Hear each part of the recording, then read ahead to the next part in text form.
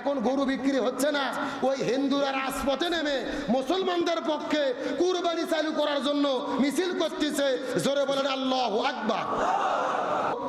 আর হিন্দুরাই মিছিল করতেছে কুরবানি চালু করার জন্য। সুবহানাল্লাহ বলবেন না? পশ্চিম বাংলায় বিজেপি সরকার ক্ষমতায় এসে তারা আইন করে দিয়েছে ভারতের মুসলমানেরা আর কুরবানি করতে পারবে না। গরু জবে করা তারা নিষিদ্ধ করে দিয়েছে। তারা বলতেছে গরু আমাদের গোমাতা, ওটা আমাদের দেবতা, এটা জবে করা যাবে না, কুরবানি করা যাবে না। তবে আল্লাহর কি খেলা, তারা গরু জব নিষিদ্ধ করেছে।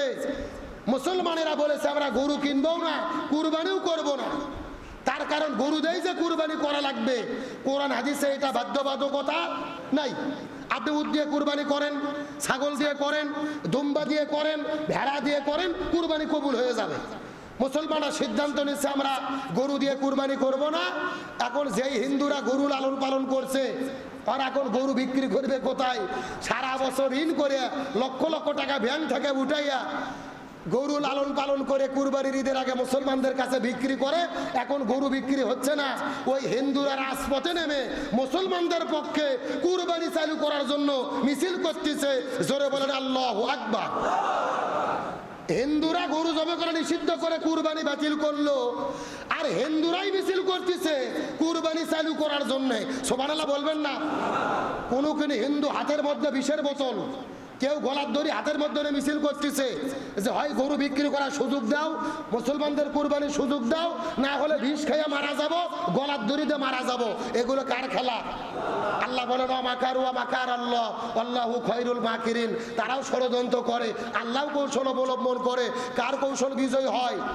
ভারতের মুসলমানদেরকে অনুরোধ করে বলবো, খবরদার হিন্দুদের কাছে গরু কিনবেন না। গরু কুরবানি দেওয়ার দরকার নাই। ভেড়া কুরবানি দেন, ছাগল কুরবানি দেন, ওদের গরু কিনা বাদ দেন। গরু ওদের দেবতা, ওদের মাতা, ওদের কাছেই থাক, ওরা লালন পালন করে গরুর পুজো করুক। এমনও দিন আসবে ওই হিন্দুরাই ওই নরেন্দ্র মোদীকে ধুতি ধরে টানিয়ে ক্ষমতার থেকে নামাবে। কি মনে করছেন টাকার ঠেকা কমজোরি ঠেকা না? কোন হিন্দু গরু পালছে বিক্রি করে মেয়েকে বিয়ে দেবে? কেউ চিন্তা করছে এই টাকা দিয়ে পুরো বছর সংসার চালাবে? আজকে তারা বলতেছে গরু আমাদের মাতা। তে গরু মাতা ভালো, সারা বছর পুজো করো। ওরা আইন করছে না 14 বছর বয়স হলে গরু জবে করা যাবে, গোস্ত খাওয়া যাবে। আচ্ছা বলেন তো, কেউ যদি মাও হয়, মাও কি 14 বছর পরে পরিবর্তন হয়? কত কনকা আমাদের বাবা মা বুড়ো হলে আমরাও তাকে ভালোবাসা বেশি দেই। আর ওরা এমন বাটপার 14 বছর গরু পুজো করবে, 14 বছরের পরে জবে করে গোস্ত বিক্রি করবে। এদের মতো সিটের বাটপার দুনিয়ার মধ্যে নাই। গরু বলতেছে মাও, তো মাও ভালো, নিজের মাও যেই খাটের উপরে রেখেছো ওই ঘরও তো গরুকেও রাখো। গরুর গলার দড়ি দিয়ে বাইরে রাখছো আর মাও রাখতেছো খাটের উপরে। আবার সেই একটা গরুর পা হলো 4টে, শিং 2টে, লেজ 1টা। কিন্তু গরু ওরা বলতেছে মাও, তাহলে মায়ের সন্তান মায়ের মতো হাত দরকার আছে না নাই? ওরা শুভেন্দু অধিকারী 4টে পাও নাই, পাও 2টে, শিংও নাই, লেজও নাই। কথা কর না খা, ভালো করে বোঝার চেষ্টা করেন। আজকে ভারতে মুসলমানদের মসজিদে আজান দেওয়া তারা নিষিদ্ধ করেছে। তারা মুসলমানদের মসজিদে আজান দিতে দেবে না। তারা বলতেছে মোবাইলে আমরা একটা অ্যাপ খুলে দেব, অ্যাপের মাধ্যমে আজান হবে, তারপরে মুসলমানরা নামাজ পড়বে। মসজিদে আজান দেওয়া যাবে না, সাউন্ড করা যাবে না। এমনকি মসজিদগুলোকে মন্দির ঘোষণা করে মুসলমানদের মসজিদে ঢোল তবলা বাজিয়ে মুসল্লিদের ঘাট ধরে বের করে দেওয়া হচ্ছে। আল্লাহর কোরআন বলেন ওমান আজলামু মিম্মান মানা মাসাজিদাল্লাহ। মসজিদে যারা মানুষদেরকে আজান দিতে দেয় না, নামাজ পড়তে দেয় না, এরাই হলো পৃথিবীর সবচাইতে বড় জালেম। আমাদের কথা হলো মসজিদে যদি মাইক আজান দেওয়া না যায় তো তোমরা হিন্দুতে মাইকে গানও বাজাতে পারবা না, এই আইন করো। কথা কন না, ওরা হরে কৃষ্ণ হরে হরে সারা রাত ধরে গান বাজায়, ওটা তো সমস্যা হয় না। আর মুসলমানদের আজানে ওদের শরীরে চুলকনি শুরু হয়। আমরা বলতে চাই 200 বছর মুসলমানেরা ভারত শাসন করেছে, তোমরা যতই জুলুম করো, আজ হোক কাল হোক আবার ওই হিন্দুস্তানে যুদ্ধ হবে, গাজওয়াতুল হিন্দ। ইমানদার বেঈমানদের বিরুদ্ধে ইমানদারেরাই বিজয়ী হবে ইনশাআল্লাহ। জুলুমের জোকারে সর্বোচ্চ পর্যায়ে চলে যায়, তখন জালিমদের পরাজিত করেন কে? আমরা কুরবানি করলাম হযরত ইব্রাহিম আলাইহিস সালাম, তার সন্তানকে কুরবানি করলেন, সবাই প্রস্তুত। শয়তান তখন বিতাড়িত হলো, শয়তান বিদায় নিয়ে চলে গেল। হযরত ইব্রাহিম আলাইহিস সালাম ইসমাইলকে নিয়ে মিনা পাহাড়ে চলে গেলেন। সুবহানাল্লাহ বলেন। আমার বন্ধুগণ, মুসলমান ভাইরা, গভীর মনোযোগ লক্ষ্য করুন। হযরত ইব্রাহিম আলাইহিস সালাম ইসমাইলকে সঙ্গে করে নেওয়ার পরে ওই মিনা পাহাড়ের উপরে ওঠার পরে ডাক দে বলে, সন্তান, আমি স্বপ্নের মধ্যে দেখেছি, ফালাম্মা বালাগা মা'হু সাইয়া ক্বালা ইয়া বুনাইয়া ইন্নী আরা ফিল মানাম, আমি স্বপ্নের মধ্যে দেখলাম আমি তোমাকে আল্লাহর জন্য কুরবানি করতেছি। ইন্নী আরা ফিল মানাম আন্নী আযবাহুকা ফানজুর মাযা তারা। ইসমাঈল আলাইহিস সালাম ডাক দিয়ে বললেন, বাবা, আপনাকে শুধু স্বপ্নের মধ্যে দেখতে হবে না, আমি প্রস্তুতি গ্রহণ করলাম, আপনি আল্লাহর জন্য আমাকে কুরবানি করে দেন। কিন্তু বাবা, আপনার কাছে বিদায়ের আগে 3টা ওসিয়ত করতে চাই। ও বাবা, আপনার কাছে প্রথম নম্বরে চাওয়া হলো, আমি দুনিয়া থেকে বিদায় নিয়ে চলে যাব, আমাকে কুরবানি করার আগে আমার হাত পা গুলো রসা দিয়ে আপনি ভালো করে বেঁধে ফেলবেন। তার কারণ আপনি যখন কুরবানি করা শুরু করবেন, আমি হয়তো বা নাচানাচি করবো, নড়াচড়া করবো, আপনার কুরবানি করতে কষ্ট হবে, এই জন্য হাত পা গুলোকে বেঁধে ফেলবেন। 2 নম্বরে চাওয়া হলো, আমার মার আমি একমাত্র সন্তান, এই মরুভূমির ভেতরে মার সঙ্গে বসবাসের মতো আর কেউ নাই, আমি বিদায় নিয়ে চলে যাব, আমার মা কেমনে বসবাস করবে? আমার শরীরে রক্ত মাখা জামা আমার মায়ের কাছে আপনি নিয়ে যেয়ে দেবেন, আমার মাও রক্ত মাখা জামা নিয়ে, সান্ত্বনা নিয়ে মনের মধ্যে দুনিয়ার মধ্যে বসবাস করবে। আর 3 নম্বর চাওয়া হলো, বাবা, আপনি আমাকে যখন কুরবানি করবেন উপর করে চিৎ করে শুয়ে দেবেন, আমাকে সোজা মুখে যখন কুরবানি করতে যাবেন, আমার চেহারার সাথে আপনার চেহারাটা মুখে বরাবর যদি মুখ পড়ে যায়, আপনি আমার বাবা, আপনার চোখের সঙ্গে যদি আমার চোখ পড়ে যায়, আমার প্রতি আপনার মহব্বত ভালোবাসা জাগ্রত হতে পারে। এই জন্য আমাকে উপর করে শুয়ে দিয়ে পেছন দিক থেকে তরোয়াল মেরে আপনি আমাকে কুরবানি করবেন। হযরত ইব্রাহিম আলাইহিস সালাম তার সন্তানের কথা শোনার পরে, ইসমাইলের হাত পা গুলো বেঁধে ফেলার পরে মাথাটা চিত করে দিয়ে ওপর করে দিয়ে শোয়াই দিয়ে যখন হাতের মধ্যে তিনি তরোয়াল নিয়ে চালানো শুরু করবেন, ইসমাঈল আলাইহিস সালাম ডাক দিয়ে বলে, বাবা, মনের মধ্যে কষ্ট নেবেন না বাবা, আপনার কাছে সর্বশেষ একটা ওসিয়ত করতে চাই বাবা, আপনি দয়া করে আমার হাত পায়ের বাঁধনগুলোকে ছেড়ে দেন, হাত পায়ের বাঁধনগুলোকে খুলে দেন।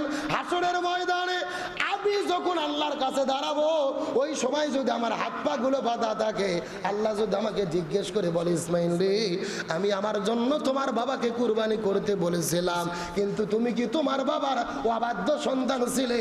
আমি আল্লাহ আমার অবাধ্য বান্দা ছেলে, এই জন্য তোমার বাবা তোমাকে জোর করে হাত পাও গুলো বেঁধে তোমাকে কুরবানি করেছিল।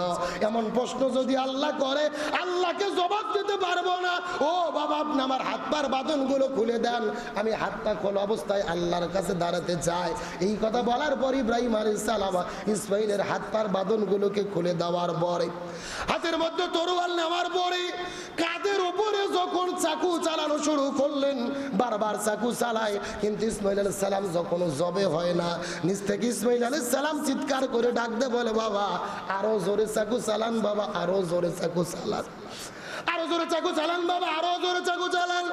ইব্রাহিম আলাইহিস সালাম আরো জোরে জোরে চাকু চালানো শুরু করলেন, কিন্তু তারপরেও যখন কাটে না, হযরত ইব্রাহিম আলাইহিস সালাম মনের মধ্যে রাগ নামার পরে হাতের মধ্যে তরোয়াল বের করে এত জোরে ফেলে দিয়েছে, পাশেই ছিল বিশাল বড় একটা পাথর, ওই পাথরে তরোয়াল লাগার সাথে সাথে ওই পাথরটা যখন দ্বিখণ্ডিত হয়ে গেল, ওই ছুরির জবান খুলে গেছে, তরোয়াল ডাক দে বলে, আল্লাহর পয়গম্বর ইব্রাহিম, আপনি আমার প্রতি রাগান্বিত হবেন না, তার কারণ হলো যে আল্লাহ আপনাকে একবার কুরবানি করার জন্য আদেশ করেছে, ওই আল্লাহ আমাকে 10 বার ইসমাঈলকে কাটতে আল্লাহ তাআলা আমাকে নিষেধ করেছে। হযরত ইব্রাহিম আলাইহিস সালাম আবারও চাকুটা হাতের মধ্যে উঠায় আনলেন, আবারও দৌড়ে গিয়ে ইসমাইলের কাঁধের ওপরে চাকু চালানো শুরু করে দিলেন। কিন্তু লক্ষ্য করে দেখেন কিছুক্ষণ পরে আল্লাহর পক্ষ থেকে হযরতে জিবরাইল আলাইহিস সালাম জান্নাতের মধ্য থেকে একটা দুম্বা আনার পরে ইসমাইল আলাইহিস সালামকে এক ঝাংটা দিয়ে তলোয়ারের নিচ থেকে আলাদা করে ফেলে দেওয়ার পরে ওই তলোয়ারের নিচে দুম্বাকে ফেলাই দিলেন। দুম্বাটা কুরবানি হয়ে গেল আর ইসমাইল আলাইহিস সালাম বেঁচে গেলেন। আর হযরত জিবরাইল আলাইহিস সালাম ওই জায়গার ভেতরে নেতৃত্ব দিয়ে আসমান থেকে শুরু করে আরশে আজিম থেকে শুরু করে পৃথিবী পর্যন্ত যত লক্ষ কোটি ফেরেশতা রয়েছে প্রত্যেকটা ফেরেশতাদেরকে নিয়ে তাকবীর পড়া শুরু করে দিলেন। আল্লাহু আকবার, আল্লাহু আকবার, লা ইলাহা ইল্লাল্লাহু আল্লাহু আকবার, আল্লাহু আকবার ওয়ালিল্লাহিল হামদ। সবাই বলেন আল্লাহু আকবার, আল্লাহু আকবার, লা ইলাহা ইল্লাল্লাহু আল্লাহু আকবার, আল্লাহু আকবার ওয়ালিল্লাহিল হামদ। হযরত ইসমাঈল আলাইহিস সালামের জায়গায় আল্লাহ তাআলা দুম্বাকে কুরবানি হিসেবে কবুল করে নিলেন। যেই দুম্বা হাজারো বছর আগে হাবিল কুরবানি করেছিল, যে দুম্বাকে আল্লাহ আগুন দিয়ে পুড়িয়ে জান্নাতে নিয়ে গিয়েছিল, এত বছর লালন পালন করে একই দুম্বা আল্লাহ পাঠাইয়া দিয়া ইসমাঈলের জায়গায় কুরবানি হিসেবে কবুল করে নিলেন। কুরবানি থেকে আল্লাহ আমাদেরকে শিক্ষা দিলেন কুরবানির দিনে শুধু আনন্দ ফুর্তি নয়, গরু যখন কুরবানি করবেন, ছাগল কুরবানি করবেন, আপনার আমার যেমন অনুভূতি থাকে, আজকে তো এই জায়গায় গরু কুরবানি হতো না, আমার সন্তানকে কুরবানি করা লাগতো। কুরবানি আমাদেরকে শিক্ষা দিল ফালাম্মা আসলামা ওয়া তাল্লাহু লিল জাবিন, তারা সবাই মিলে আল্লাহর জন্য জবে হতে যখন প্রস্তুত হয়ে গেল, কুরবানি আমাদেরকে শিক্ষা দিল আল্লাহ যদি হুকুম দেয়, আল্লাহর যদি আমাদের ডাক দেয়, এই জমিনে দিনের জন্য ইসলামের জন্য যদি প্রয়োজন হয় ইসমাঈলের মতো আমাদেরও আল্লাহর সন্তুষ্টির জন্য জীবন দিতে প্রস্তুত থাকতে হবে। আমরা কি সবাই রাজি আছি? হযরত ইব্রাহিম আলাইহিস সালামের সন্তান হিসেবে, ইসমাঈলের যোগ্য উত্তরসূরি হিসেবে দিনের জন্য ইসলামের জন্য শুধু গরু কুরবানি নয়, ছাগল কুরবানি নয়, নিজেরাও ইসলামের জন্য কুরবানি হতে কারা কারা রাজি? দুটি হাত আল্লাহকে তুলে দেখান। লিল্লাহি তাকবীর।